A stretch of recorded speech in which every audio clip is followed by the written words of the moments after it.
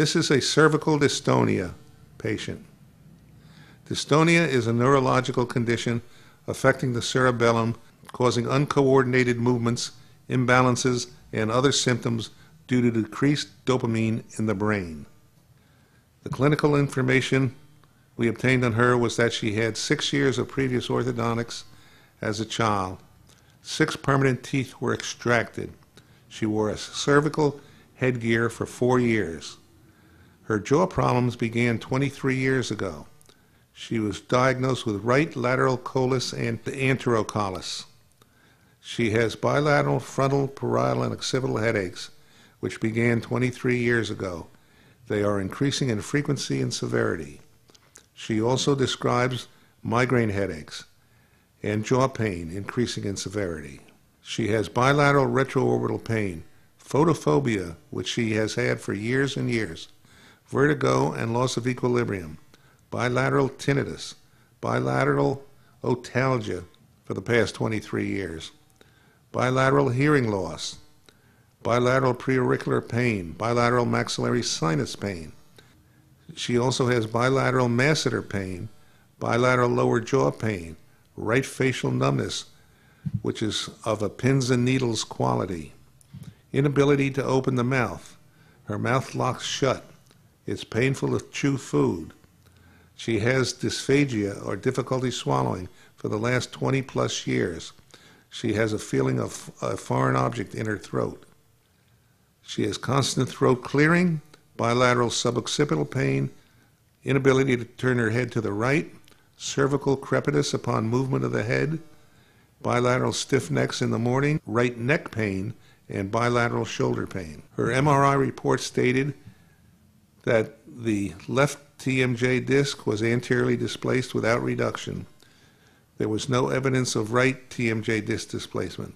However, there was flattening of the right mandibular condyle, bilateral limited range of motion in both condyles, and joint effusion in the superior compartment of the left TM joint.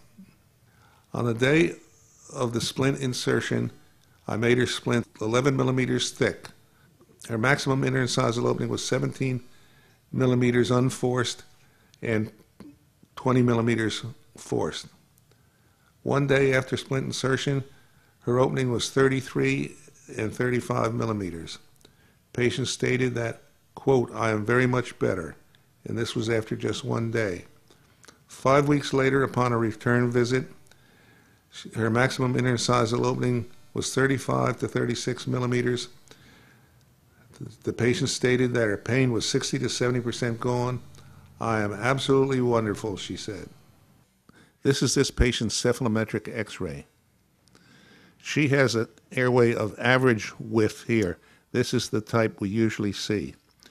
Notice the elevation of C1 here and a total compression of the suboccipital tissues. There is no 14 millimeter opening between the undersurface of the occipital bone and the top surface of the first cervical vertebrae. Notice the non-parallelism of her mandibular borders, indicating a temporomandibular joint problem, usually on the side above the higher border. Notice this protrusion of her upper teeth, but this is really not a true protrusion because her upper lip drapes down and is not protruded forward with the teeth. What this really is a distal displacement of the mandible. The mandible is too far back posteriorly. This is this patient's MRI. This view shows the anteriorly displaced disc. This is on the left side. We can tell that this is the patient's left temporomandibular joint by looking at this icon that is put in the upper right-hand corner, which shows the slice that the MRI is taking of this patient's joint. This is the image through there. It shows the anteriorly displaced disc in black with a white area of inflammatory fluid in the superior compartment overlying the disc. This is an MRI of the patient's right temporomandibular joint. We look up here and confirm that it is on the right. This is the condyle, and you can see that the disc is in place on top of the condyle, but you can see that the superior surface of the condyle is being eroded and some cratering is forming. This is on the lateral pole. You can tell it's the lateral pole because of the vertical fibers of the temporalis muscle. This is another view through the left temporomandibular joint, showing the anteriorly displaced disc with the inflammatory fluid in the superior compartment. This is another image through the lateral pole of the right temporomandibular joint. We look at our icon to confirm it's on the right side.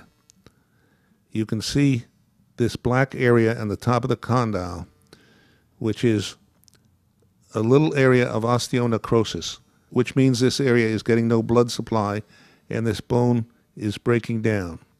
This is one of the initial steps you'll see in the cratering process. This is another MRI image through the right temporomandibular joint. You can see the cratering process right here at the end of my pointer. You can see the anteriorly displaced TMJ disc is this dark black bundled up tissue. This is a young lady who presents today with cervical torticollis to the right side. We examine her and she has a closed lock TMJ problem. Open her mouth. This is her maximum interincisal opening. It measures at 17 millimeters. She has been to numerous healthcare providers, dozens of them, and none of them spotted this problem. When we give her some tongue blades, 5 of them on the right side, her head straightens up.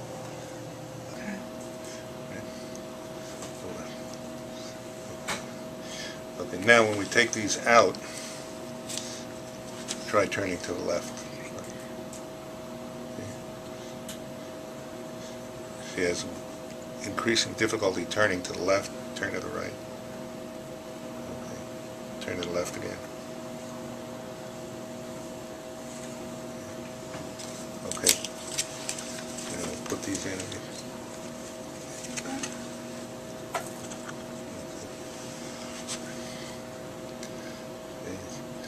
It's much easier and she can turn further. So we know that with these 5 tongue blades, if we make her an intraoral appliance starting at this height, we have an excellent chance of success.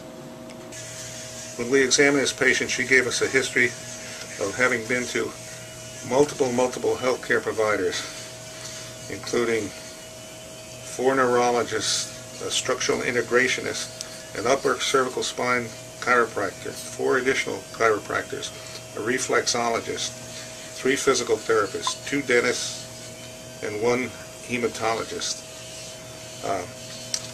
When we examined her from a TMJ perspective, we noticed her maximum interincisal opening was 17 millimeters. Show them how much you can open your mouth, just the maximum opening. Okay, 17 millimeters. Why none of these other healthcare providers noticed that she had a dislocated jaw boggles the mind, because that is why she can't open. She's now going to go, while the appliance is being fabricated by the laboratory, we are going to send her out for an MRI to document the disc displacement that is causing the limited opening, which is the underlying cause for all of these problems. Okay, with these 5 sticks on the right side, which are always placed to the right, to the side towards which she turns, her head straightens up, her head tremors instantly stop for the most part, and she no longer has to support her head with her left hand. Okay, this patient returns after 24 hours of wearing her appliance, and all we did was rebalance and polish it today for about 3 or 4 minutes. She's going to tell you now what she feels from wearing it for the past 24 hours. I can swallow food very well for the first time in about 20 years, and I was always told that that was from an esophageal problem by gastroenterologists. Overall, I feel much less tightness. I'm able to eat and drive, and there's still some tightness, but I'm confident that that's going away. my neck is already so much looser. I couldn't have done this before.